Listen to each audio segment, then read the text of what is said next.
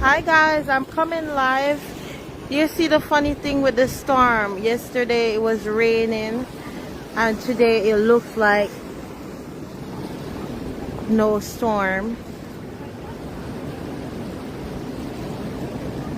And all the airports are shut down in Jamaica, so there's no way to fly back.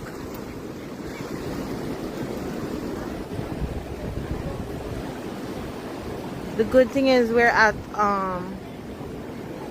a resort, so they make all the necessary preparations and they do all the guidelines and they secure all the places.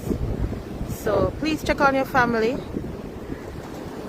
in Jamaica and your friends, and make sure they have their rooftops with sandbags as recommended by the Prime Minister.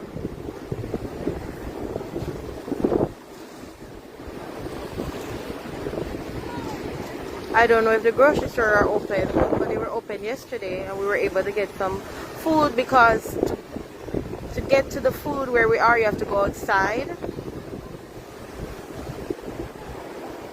and we just want some supplies just in case the resort can't give you any food. But I'm praying that everyone is able to find a safe place to stay during the hurricane. It's not here yet, it just, you will have lots of heavy rain, lots of heavy wind.